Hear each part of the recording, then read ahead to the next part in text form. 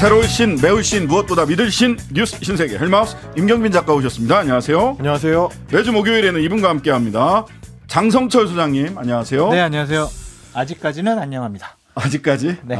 청문회 하루 전날입니다. 네. 네. 화이팅. 그렇습니다. 이동관 방통위원장 후보자 하루 전입니다. 청문회가. 어제 오늘 여러 논란들이 추가로 불거지고 있는데 언론 장악 관련 부분은 오늘 3부 미디어톡에서 다루기로 하고요. 어제 MBC 뉴스데스크를 통해 아들 학폭 의혹 관련해서 당시 하나고등학교 상담교사이셨던 것 같은데 네. 교사의 증언, 편지글 이런 게 새로 나왔죠. 그렇습니다. 뭐 어떻게 보면 이제 직접 증언이 추가됐다라고 말씀드릴 수 있을 것 같은데 지난 2012년 하나고등학교에서 일어났던 이동관 방통위원장 후보자 아들의 학교폭력 사건 그리고 이거를 이제 후보자가 무마하려고 했다는 의혹이 이번 청문회의 가장 첨예한 논점 중에 하나인데 그동안에는 이 후보자가 그 시절에 이미 학생들끼리는 다 사과하고 끝난 일이다 라는 식으로 이제 일축을 해왔습니다. 근데 당시 피해 학생들이 맨 처음으로 믿고 찾아가서 학교폭력을 호소했던 그 당시 하나고등학교 선생님이 어제 MBC 뉴스데스크와의 인터뷰에 응했습니다. 당시 상황에 대한 자세한 설명 직접 들어보시겠습니다. 지금 사실 너무 힘들어요 라는 표현을 학생들이 했기 때문에 바로 상담이 필요해서 제가 리더십에게 전달을 했습니다. 학생 지원실에 몇 차례 상황 전달을 하였으나 구체적인 조사가 이루어지질 않아서 제게 와서 도움을 요청하게 되었고 진술서를 쓴다는 것은 화해가 되어서 진술서를 쓰는 건 아니겠죠? 근데 1학년 담임도 이동환 특보로부터 한 번도 연락한 적이 없는 예를 갖추신 분이라고 이야기를 많이 들었거든요. 하지만 최근에 이사장과 통화를 했다는 것을 볼 때 저는 잘 이해가 안 되는 부분입니다. 일상 속 어떤 부모도 담임 교사나 교장을 넘어서 그 윗선에 통화를 하는 사례는 존재하지 않습니다. 그동안 이제 이동관 후보자가 입장문을 통해서 해명해왔던 내용과 상당히 좀 상반되는 내용들이 증언 안에 들어있고요. 그리고 제가 좀 인상적이었던 거는 이 선생님이 MBC 취재진한테 보냈다는 편지의 대목들입니다. 우리는 장시간의 경험으로 축적된 학생 관찰 전문가다. 두려움도 보고 절망도 보고 용기와 의지도 본다라고 했는데 학생과 선생님들 사이에 어떤 감정의 교류가 있었는지를 느낄 수 있는 어떤 울림이 있지 않았나 뭐 저는 이제 그런 느낌을 받았고요. 이동관 후보자 측에서는 어젯밤 보도가 나오자마자 곧바로 반박 입장을 냈습니다. MBC 뉴스데스크가 보도한 학폭 사건 관련 A 교사 인터뷰는 익명 뒤에 숨은 일방적 주장을 넘어서 악마의 편집이라는 의구심을 감출 수가 없다. 그러면서 적어도 MBC가 공정한 언론이라면 A 교사의 증언과 함께 가장 중요한 당사자이자 피해 학생으로 지칭된 B 씨의 입장을 함께 보도하는 게 균형 있는 자세다. 이렇게 또 반박을 내놨습니다. 왜요? 왜 B 씨의 입장을 같이 보도해야 되는 거죠? B 씨의 입장은 이미 여러 차례 나왔고 A 씨의 얘기는 B 씨 이외의 다른 학폭 피해자 학생들이 있었고 그 학생들과 화해가 이루어지지 않았다라고 하는 게 핵심적인 새로운 사실관계를 직접 밝힌 건데 그렇죠. 왜 B 씨의 입장을 그러니까 B 씨, C 씨, D 씨 이렇게 피해 학생들 섞어서 좀 얘기하는 것 같다라는 좀 생각이 들고요.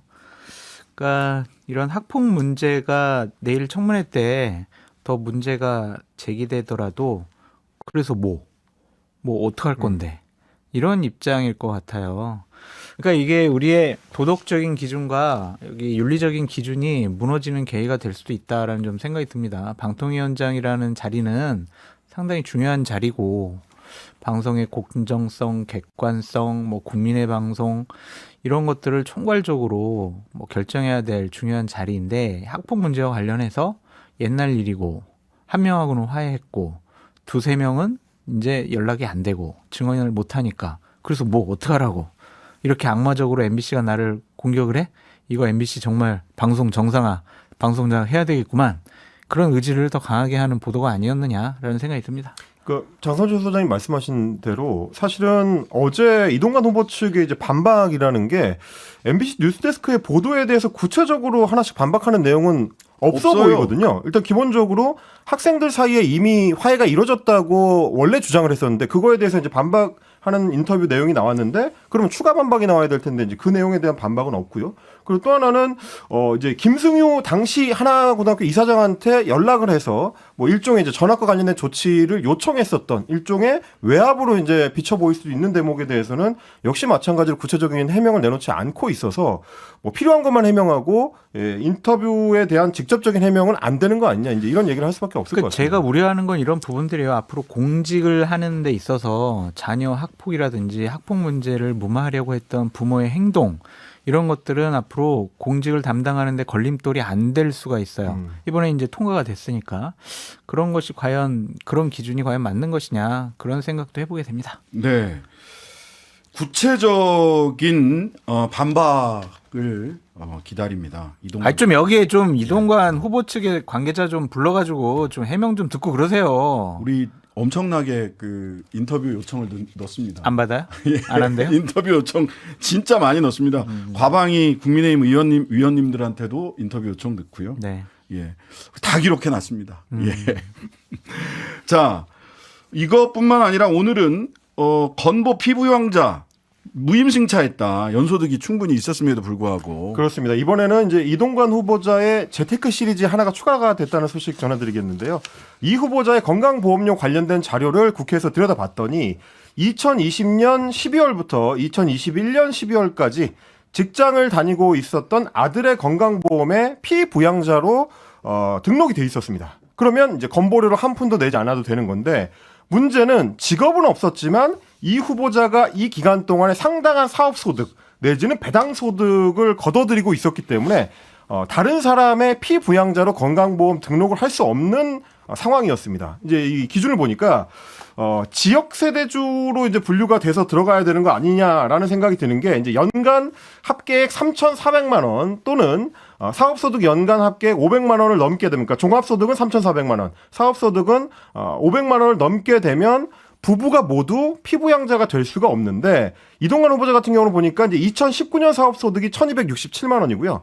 2020년 종합소득이 무려 7,067만 원으로 돼 있습니다. 그러다 보니까 피부양자로 등록을 할 수 있는 요건이 안 되는데 이렇게 한 게 이제 결국 이제 편법적으로 등록한 거 아니냐라는 이제 지적이 나오는 거고요.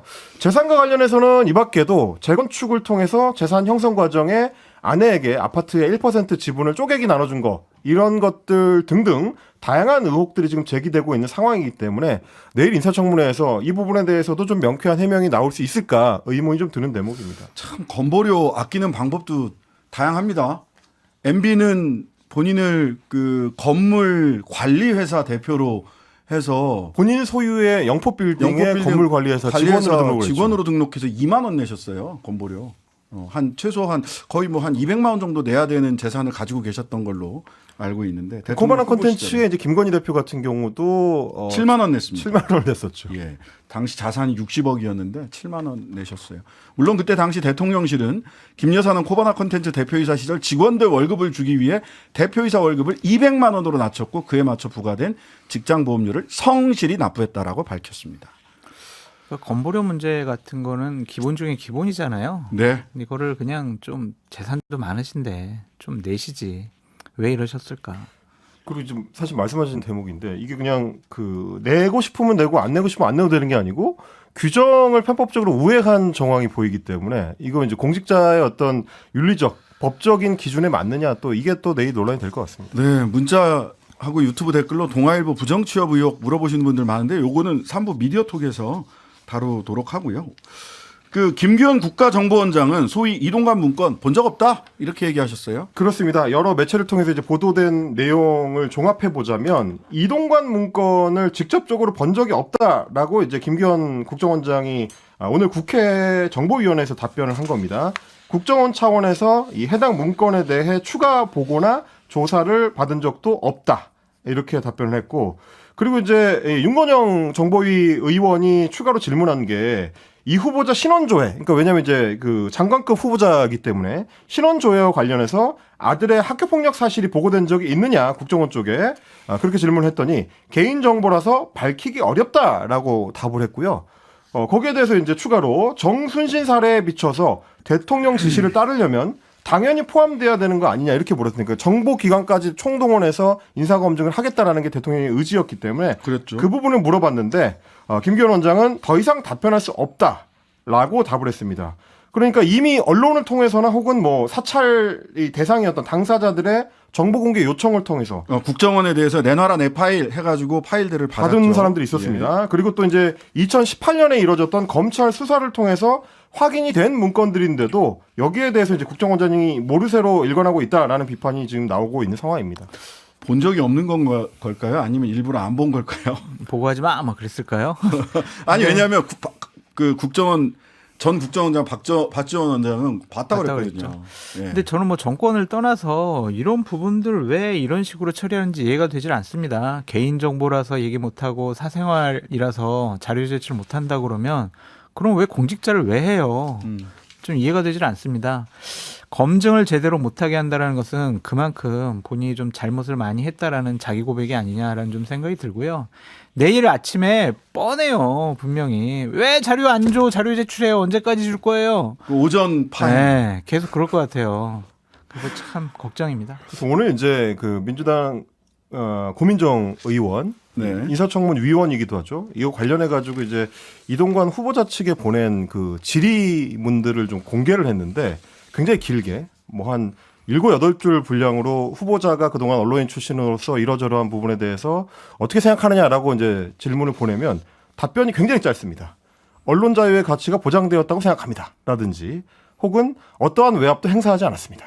혹은 충분히 설명하였습니다. 이런 식의 이제 답변들만 보내오고 있어서 인사청문회에 임하는 대상자로서 이제 성실하게 지금 국회의 이 요청에 답하고 있는지 거기에 대해서 좀 의문이 드는 대목들이 좀 많았습니다. 사생활 노출이 우려되어 더 추가로 말씀드릴 수 없음을 양해해 주시기 바랍니다. 이것도 단골 답변이더라고요. 예. 그러니까 저는 여러 가지 하여튼 이해할 수가 없는 상황들이 많이 벌어지고 있다라는 것에서 우려스럽고 이미 제기된 의혹과 문제 제기만으로도 이동관 후보자는 방통위원장으로 전 자격이 없다고 생각하는 사람이거든요. 네. 근데 어쨌든 본인도 지금까지 많은 의혹이 제기가 됐잖아요. 그럼 내일 청문회 때 기억이 안 나는데요. 그 자료는 사생활이라서 자료를 제출 못 하겠는데요. 그거는 제가 보고 못 받았는데요. 이런 식의 해명만으로는 국민적인 의혹을 풀 수가 없다라는 좀 생각이 듭니다. 그래서 본인도 좀 떳떳하고 명쾌하게 해명을 했으면 좋겠다. 그렇게 좀 생각합니다. 근데 요 인사검증 국면에서 뭐 국정원장에 대해서도 이런저런 질의가 있긴 했습니다만은 원래 청와대 대통령실에 있었던 인사검증 고위공직자 인사검증 기준은 인사검증 그 업무는 법무부로 이관되지 않았습니까? 그렇습니다. 인사검증단 얘기가 하나도 안 나와요. 한동훈 장관이 뭐 얘기한 거 있어요? 없어요. 직접적으로 없어요? 밝힌 건 없었어요. 왜 그럴까요? 주무장관 아닙니까? 주무장관? 왜 그럴까? 주무장관인데. 그러니까 이런 것도 그냥 떳떳하게 얘기했으면 좋겠어요. 그냥 우리가 검증했는데 문제가 없습니다라고 얘기하든지 우리가 이런 사실까지는 검증을 못했습니다라든지 그게 이제 한동훈 장관이 처음에 자신의 휘하에다가 인사검증단을 갖다 놓겠다라는 근본 취지 아니었어요? 네. 공개적으로 명확하게 이렇게 우리 투명하게 인사검증하겠다라는 차원이었잖아요. 정순신 씨 그 아들 학폭 의혹 때 전혀 몰랐습니다. 우리가 알았으면 인사검증단이 그렇게 검증했겠습니까? 그런 검증 의견 냈겠습니까? 라고 얘기하셨어요. 모르시는 건가요? 아니면 문제가 없다고 판단을 하신 건지 모르시는 건지 이동관 후보자 아들 학폭 의혹과 관련해서는 둘 중에 하나지 않습니까? 문제가 없네 했든지 아니면 지금도 모르네 둘 중 하나잖아요. 그 둘 중 하나의 입장은 밝혀주셔야 되는 거 아니에요? 주무부처인데. 제가 바람이 있다면 어쨌든 내일 이동관 후보자에게 제기된 여러 가지 의혹들이 합리적이고 상식적으로 해명이 잘 돼서 야당 의원들도 아유 그래 우리가 좀 잘못 알았네. 그냥 뭐 방통위원장으로서 결격 사유 없네. 그런 식의 반응이 나올 정도로 명쾌하게 해명했으면 좋겠습니다. 자, 이동관 후보자가 방통위원장이 임명받기도 전에 많은 일들이 벌어지고 있는데 오늘 또 전격적으로 정현주 방송통신심의위원장과 이광복 부위원장이 해촉됐습니다. 대통령이 그렇습니다. 미국 출국하기 전에 제가 하고 출국하셨다고 그래요. 네, 오늘 오후에 이제 미국으로 한미일 정상회담을 위해서 출국을 했는데 윤 대통령이 출국하기 전에 해촉안에 대한 재가 결재를 해놓고 갔습니다. 정현주 위원장 같은 경우는 원래 임기가 이제 내년 7월까지로 돼 있었는데 조금 빨리 이제 해촉이 되게 됐고요. 방송통신위원회가 이제 지난번에 감사 결과를 발표했던 내용을 보니까 정 위원장을 포함해서 수뇌부가 출퇴근 시간이나 이제 업무 시간을 제대로 지키지 않았고 업무 추진비를 과다하게 사용했다. 뭐 이렇게 밝혔습니다. 방통위원장 인사청문회를 하루 앞두고 전격 해촉이 이루어지면서 말씀하셨던 대로 이동관 위원장 체제로 전환하기 전에 방송계에 대한 기초정리 작업을 사실상 마무리하는 단계로 진입하는 거 아니냐, 속도를 내고 있다라는 평가를 할 수 있을 것 같습니다. 이게 원래 그 세 분의 그 이광복, 정현주 외에 방심위원회 위원이 계셨는데 그분은 이제 국민의힘 쪽에서 추천한. 근데 업무 추진비 과다 사용이 그분의 횟수가 더 많은 걸로 언론에 보도가 됐어요. 그래서 그냥 경고, 주의 조치하고 끝나는 걸로 방통위원회에서는 대략 그 감사 결과가 정리가 된 거라고 언론에 보도가 됐었는데 인사혁신처가 해촉 건의를 하고 전격적으로 출국 전에 해촉을 하고 가셨어요. 그래서 관련해서는 뭐 관련 인터뷰 저희들도 열심히 추진을 해보도록 하겠습니다. 오늘 그래서 정현주 위원장 같은 경우는 곧바로 입장을 냈는데 본인이 또 이제 예전에 MB 정권 시절에 이제 KBS 사장에서도 해임된 적이 있었기 때문에 그때처럼 기록과 법적 조치를 통해서 싸울 수밖에 없을 것 같다라는 입장을 냈습니다. 근데 이게 제가 물타기 차원이 아니라 문재인 정권 출범하고 나서 막 KBS, MBC 뭐 사장, 이사들 쫓아내려고 할 때 제일 먼저 했던 게 이 업무 추진비, 뭐 카드 이 사용 내역 가지고 문제를 삼았잖아요. 김밥 문제 갖고 참 그러한 선례들, 전례들이 있더라도 좀 끊으면 얼마나 좋을까라는 생각이 듭니다. 맞습니다. 예.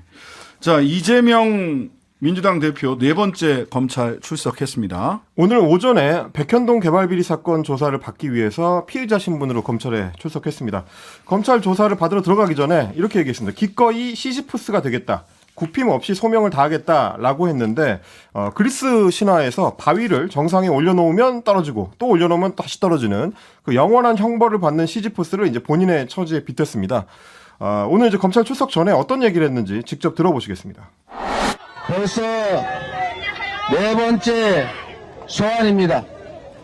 저를 희생 제물로 삼아서 정권의 무능함과 정치 실패를 감춰보겠다는 것 아니겠습니까? 눈떠보니 후진국이라는 한탄 소리를 들을 때마다 제가 고개를 들기가 어렵습니다. 정권의 이 무도한 폭력과 억압은 반드시 심판받고 그 대가를 치르게 될 것입니다. 오늘 또 이제 여러 설이 돌고 있는 소위 이제 구속영장 청구 문제와 관련해서도 입장을 밝혔는데 말도 안 되는 조작 수사로 구속영장을 청구하겠다면 재발로 출석해 심사를 받겠다라고 했고요. 대신에 이제 회기 중에 영장 청구를 해서 분열과 갈등을 노리는 정치 꼼수는 포기하고 당당하게 비회기 때 청구하십시오. 라고 이제 검찰에게 이야기를 하기도 했습니다. 체포동의안 표결을 둘러싸고 당내에서 또다시 갈등이 분출될 수 있는 어떤 가능성, 이걸 이제 경계한 걸로 보입니다. 이게 원래 국민의힘에서 먼저 권성동 모델로 비회기 중에 그때 가서 영장 심사를 받아라. 이렇게 얘기를 했었던 거죠. 근데 이번에 아마 8월 중에는 영장 청구가 되게 힘들 거예요. 그렇죠? 신 변호사님도 그렇게 생각하시죠? 임시국회가 이미 네. 그렇기 때문에 아마 9월에 정기국회 때 뭐 쭉 이제 12월까지 가니까 그때 아마 청구하게 될 것 같은데 이번에는 좀 이재명 당대표가 약속을 지켰으면 좋겠습니다. 그러니까 비회기뿐만이 아니라 회기 중에도 민주당 의원들을 설득을 해서 체포동의안 오면 가결시켜라. 나는 정정당당하게 영장 실질 심사 받겠다. 그런 식으로 하셨으면 좋겠어요. 그거는 법률가 입장에서 보자면 변호사가 제가 만약 이제 이재명 대표의 변호사라면 그 검사가 뭐라고 얘기할지 너무 뻔히 눈에 보이거든요. 국회에서도 체포동의안에 동의했다. 영장심사에 이걸 고려해야 된다. 참조하셔야 된다. 제가 검사라면 그렇게 얘기할 것 같아요. 아니 근데 끊임없이 대선 전부터 체포동의안 뒤에 숨지 않겠다고 하셨으니까. 그래서 그 비회기를 설정해서 그때 영장 받으러 가겠다라는 게 지금은 민주당의 입장이고 그럼 회기 중이면은 체포동의안 부결시킬 거예요. 계속 그러면 가겠다. 이제 이게 이제 국민의 입장이 바뀌었어요. 뉴스 신세계 잠시 광고 듣고 돌아오겠습니다. 신장식의 뉴스 아이킥 임경빈, 장선철 두 분과 뉴스 신세계 이어가겠습니다. 자, 이 침묵이 흘렀다는 바로 그 발언. 이철규 사무총장이 의총에서 배 침몰시킬 승객은 승선을 시킬 수 없다. 네. 근데 보통은 사무총장이 얘기를 하면 뭐 박수를 치든 아니면 뭐라고 이제 반발의 목소리를 내든 이럴 텐데 침묵이 흘렀다고 그래요. 의총장이. 공천 안 줘라고 공개적으로 선포했는데 그럼 거기다 대고 박수를 쳐요? 근데 이제 말씀하신 대로 이철규 사무총장 같은 경우는 이제 내년 총선 공천을 위해서 이제 실무 작업을 총괄하는 직책이기 때문에 아무래도 총선 공천에 민감한 의원들 입장에서는 어떻게 반응해야 될지를 얼른 좀 감을 못 잡았던 것 같습니다. 뭐라고 했냐면 함께 항의하는데 멀쩡한 배에서 노를 거꾸로 젓고 구멍이나 내는 이런 승객들은 승선할 수가 없다. 최근 당을 조롱, 비하하거나 동료 의원을 폄훼하는 발언의 수위가 정도를 넘고 있다. 이런 얘기를 했습니다. 그러다 보니까 이 발언을 어떻게 해석해야 되느냐, 특히 누구를 향한 발언으로 해석해야 되느냐, 이걸 놓고 장 내에서 이제 술렁술렁 하는 분위기였다고 하는데, 이제 정치권에서 해석하기로는 최근 들어서 윤상현 의원이라든지 원외에 있는 이준석 전 대표라든지 유승민 전 의원 이런 분들이 수도권 위기론을 계속 설파하고 있기 때문에 여기에 대해서 비판적인 시각을 보인 거 아니냐 이렇게 좀 해석하는 의견들이 있고요.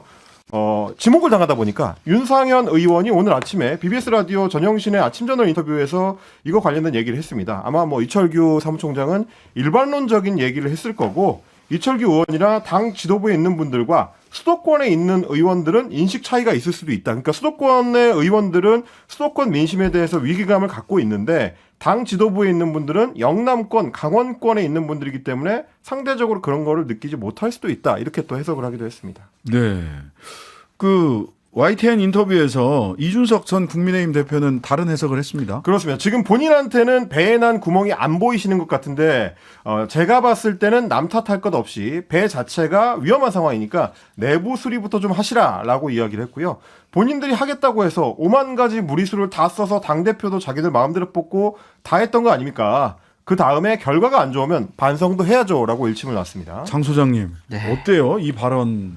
이 미치는 파장이 만만치 않을 것 같은데. 그럼요. 아마 찍소리 이제 못할 거예요. 아이고. 많은 의원들이. 그러니까 다른 얘기를 못할 거다라는 생각이 들고 좀 파악을 해보니까 예. 윤상현 의원이 최근에 한 발언이 이제 이철규 사무총장이나 김기현 당대표의 심기를 건든 것 같아요. 어떤 발언이었습니까? 국민의힘은 큰 암이 있다. 아, 네, 그래서 지도부가 정신을 못 차렸다. 지도부가 정치를 해야지 지금 야당하고 싸우려고만 하냐. 이것은 정치가 아니다.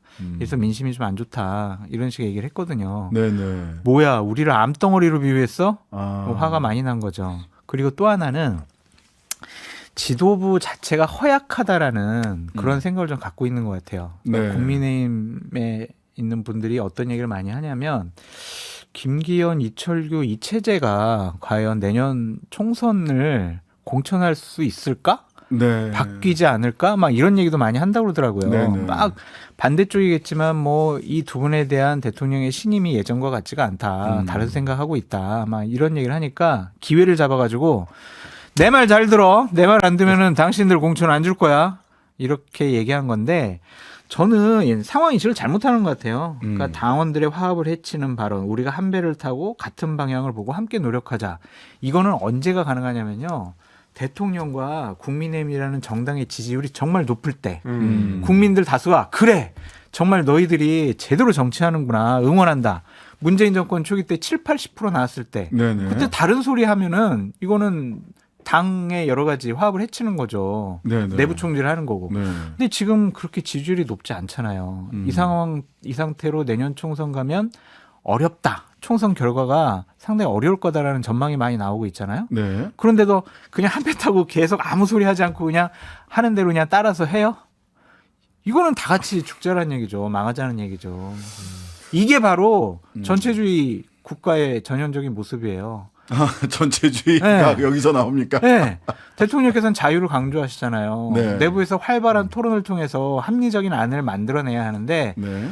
우리가 결정했고 대통령이 말씀하셨으니까 찍소리 하지 말고 가만히 있어. 이게 민주정당 다운 모습이냐. 음. 좀 그런 비판을 하고 싶습니다. 그러면 수도권이 워낙 좀 어려울 거다라는 얘기들이 많이 나오다 보니까 아, 그럼요. 최근 들어서 이제 결국 이준석 대표한테는 공천을 줄 수밖에 없을 거다. 뭐 이런 얘기하는 분들도 많아졌더라고요. 천하람 당협위원장 같은 경우도 뭐 유승민은 안 되지만 안 되고 이준석은 이준석은 된다. 오케이다. 뭐 뭐 이런 이런 식의 얘기는 분석. 제가 사실은 저번 주에 좀 핵심인 분하고 좀 긴 시간 얘기를 했는데 유승민, 이준석 이분들 공천은 당연히 그랬더니 택도 없는 소리 하지 마라. 아, 1초도 안 돼가지고 아, 그래요? 꿈도 꾸지 마라. 택도 없는 소리 하지 마라. 그런 얘기를 하더라고요. 예, 오늘 뭐 일부 인사는 뭐 이준석이 허리를 부러뜨리려 한다. 뭐 이런 그래요? 언론 보도도 또 나왔어요. 그러니까 실질적으로 이런 것 같아요. 아직도 이제 착각을 하고 있는데 이준석, 유승민 뭐 이렇게 내부에서 대통령에게 비판적인 목소리를 내는 사람들, 이 사람들만 없어도 우리는 내년 총선에 이길 수 있다. 어떻게? 지지층을 결집시켜가지고 투표를 높이면은 우리가 이기는 거 아니야? 왜? 민주당은 이재명이 있잖아. 네. 사법 리스크, 민주당 의원들 돈 봉투 다 수사하고 조사하고 구속영장 치고 이러면은 민주당을 찍겠어? 이러한 생각을 갖고 있는 것 같아요. 네. 뭐 일치 단결해서 하나의 다른 목소리 없이 그런 평화로운 평화로운 대한민국을 만들고 싶은가 그러니까 봐요. 이런 것 같아요. 그러니까 지도부가 제대로 판단하려면 민심의 흐름을 제대로 조사를 해가지고 당 지도부나 대통령실에 보고해야 될 임무가 박수영 여의도 연구원장의 역할이거든요. 네네. 근데 그분은 수도권에서 출마하려고 했다가 안 돼가지고 부산으로 갔잖아요. 그런 분이 어떻게 수도권 민심을 제대로 읽겠냐고요. 그러니까 이게 당이 좀 제대로 뭔가를 준비를 잘 못한다라는 좀 생각이 들어서 걱정이 돼요. 정말 다들 수도권 민심이 화두인데 네. 그 수도권 민심 그리고 현재 여론조사 추이를 어떻게 봐야 될지는 저희 뉴스아이킥이 배출한 100만 커플이 있습니다. 저 말고 또 누가 김봉신, 한상희 이 두 분이 여론조사 분석 딱 한 번 두 분이 와서 한 번 했는데 100만이 넘었어요. 네, 그래서 내일 이 두 분 직접 100만 커플 김봉신, 한상희 두 분 모시고 그래서 제가 수도권 민심 좀 말씀드리고 싶은 살펴보겠습니다. 건 10월달에 있을 강서구청장 네. 보궐선거 때 공천을 하느냐 마느냐 아니면 거기서 어떤 결과를 얻느냐가 내년 총선의 바로미터다라고 말씀드립니다. 네, 지금까지 뉴스 신세계 임경빈, 장성철 두 분과 함께했습니다. 감사합니다. 고맙습니다. 하루 종일 기다려지는 진짜 시사. 평일 저녁 6시 5분 신장식의 뉴스 하이킥.